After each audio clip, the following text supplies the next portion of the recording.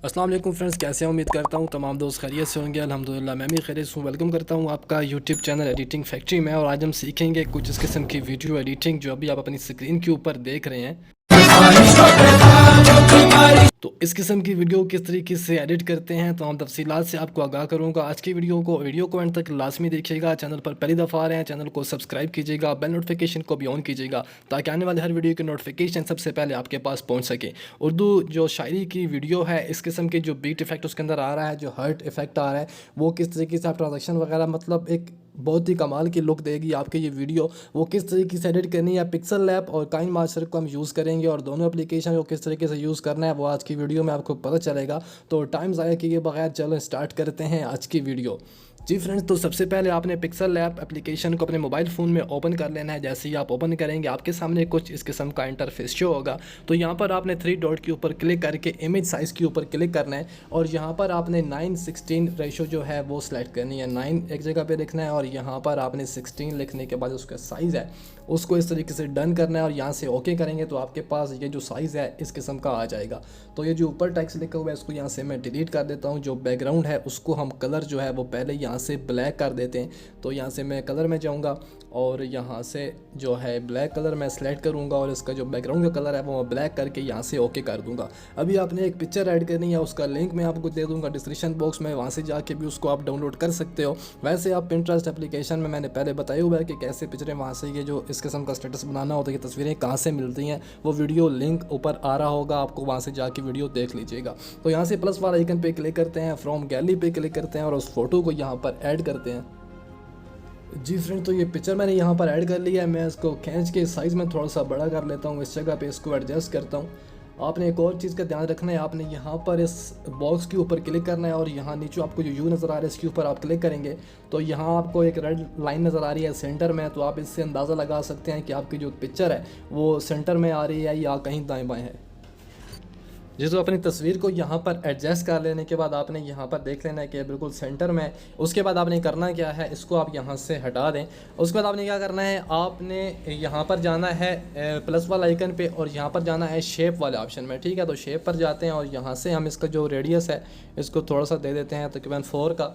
और यहाँ से इसको इस तरीके से करने के बाद यहाँ नीचे मैं रखूँगा और यहाँ पर एक आपने शेप तैयार करनी है। इस तरीके से एक शेप यहाँ पर तैयार करनी है और यहाँ से दोबारा इस बॉक्स वाले ऑप्शन के ऊपर क्लिक करेंगे तो आपको पता चलेगा जो आपकी शेप है वो बिल्कुल सेंटर में आ रही है या नहीं आ रही। ठीक है, तो एक शेप हमने यहाँ पर एडजस्ट कर लेनी है, एक शेप को यहाँ पर रखेंगे और एक और शेप तैयार करनी है, उसको हम इसके नीचे मतलब इसी शेप को ही दोबारा सेलेक्ट करके और यहाँ पर हम इसका कॉपी कर लेते हैं। तो ये हमारी जो शेप है वो दोबारा नीचे भी आ जाएगी, मतलब यहाँ से कॉपी करते हैं, एक और शेप तैयार होगी और इसको हम यहाँ नीचे थोड़ा सा साइज़ में छोटा करने के बाद इसको यहाँ पर एडजस्ट कर देते हैं। ठीक है, या ऊपर वाली को थोड़ा सा छोटा कर दें इस जगह पे और जो नीचे वाली है उसको थोड़ा सा बड़ा कर लें ऊपर वाली शेप से, यहाँ पर इस जगह पे एडजस्ट कर दें और दोबारा से आपने यहाँ पे कॉपी वाला ऑप्शन पे जाना है, एक और शेप लेनी है, इसका जो साइज़ है वो उन दोनों से छोटा रखना है और यहाँ नीचे इसको इस जगह पे एडजस्ट कर देना है।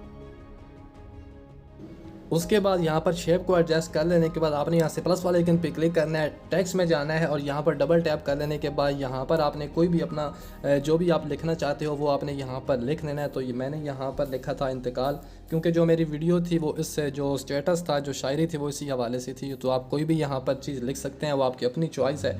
तो यहाँ से मैं थोड़ा साइज़ में इसको बड़ा करूँगा, ए में जाऊँगा और यहाँ से जाऊँगा फ़ॉन्ट वाले ऑप्शन में। माई फ़ॉन्ट में जाने के बाद यहाँ से जो फ़ॉन्ट का स्टाइल है वो मैं जो रखना चाहता हूँ वो ये वाला फ़ॉन्ट है। तो इसको मैं यहाँ पर एडजस्ट करता हूँ, ओके करता हूँ और यहाँ पर शुरू में थोड़ी सी स्पेस दे देते हैं ताकि जो अलिफ है हमारा वो कट ना हो।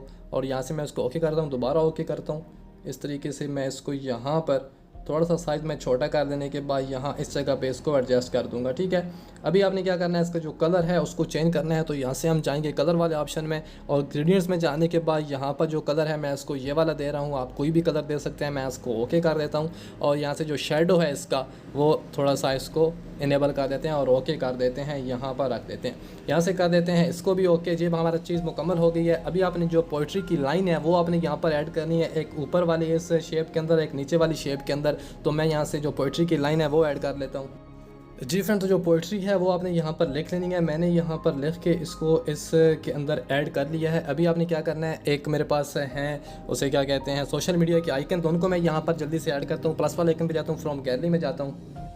जी, तो ये वाले वो सोशल आइकन है, इनको मैं यहाँ से ओके करता हूँ और यहाँ से इसको मैं छोटा कर लेने के बाद ये जो नीचे वाली शेप है, सॉरी, यहाँ से मैं छोटा करता हूँ और ये जो नीचे वाली शेप है इसको यहाँ पर इनके अंदर एडजस्ट कर देता हूँ। अभी आपने जो टाइम है वो ऊपर लिखना है, तो यहाँ से प्लस वाले आइकन पे जाएंगे, टेक्स्ट में जाएंगे और यहाँ पर आप टाइम लिख लें। तो मैं यहाँ पर जो टाइम है वो ऐड कर लेता हूँ।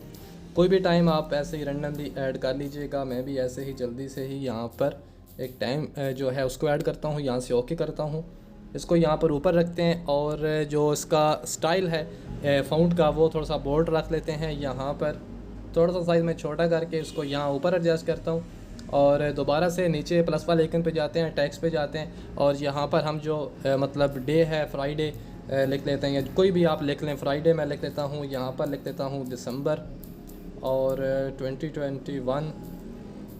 2021 यहाँ पे एक स्पेस दे देते हैं। इस तरीके से इसको ओके कर देते हैं और यहाँ पर साइज़ में इसको छोटा कर लेने के बाद मैं यहाँ पर एडजस्ट करता हूँ, फ़ॉन्ट में जाता हूँ, इसका जो स्टाइल है फ़ॉन्ट का वो मैं चेंज कर देता हूँ और यहाँ इसको रख देता हूँ, ओके कर देते हैं। यहाँ पर हमारा चीज़ जो एक मुकम्मल हो चुकी है। कोई लोगो वगैरह लगा वो भी अपना लगा सकते हो। तो यहाँ से मैं इसको सेव एज़ इमेज पे करने के बाद यहाँ से अल्ट्रा में इसको मैं सेव कर दूँगा, JPG में सेव करूँगा। उसके बाद काइन मास्टर को ओपन करते हैं, तो यहाँ से इसको सेव करते हैं, सेव टू गैलरी, और ये सेव गैलरी में हो चुका है। तो यहाँ से अभी हम काइन मास्टर को ओपन कर लेते हैं। यहाँ पर आपने क्रिएट नाउ पे क्लिक करना है और उसके बाद आपने यहाँ पर क्लिक करना है 9:16 पे इसको करना है ओके। और जो आपने पिक्सल लैब के अंदर तैयार किया था उसको आपने यहाँ पर ऐड कर लेना है। यहाँ पर मैं ऐड कर लेता हूँ। ऐड कर लेंथ इसकी जो है वो बढ़ा देते हैं। बढ़ाने के बाद आपने यहाँ से लेयर में जाना है। जो मेन चीज़ है वो यहाँ पर इफेक्ट है और इफेक्ट में जाने के बाद आपने यहाँ से ये वाला जो इफेक्ट है इसको आपने यहाँ पर लगा देना है। इसके ऊपर इस तरीके से खींच के आपने बड़ा कर देना है। बड़ा कर देने के बाद आप इसको यहाँ पर एंड पर लेके जाएंगे। सही तरीके से इसको बड़ा कर लीजिएगा। जो इफेक्ट है मैं आपको बताता हूँ,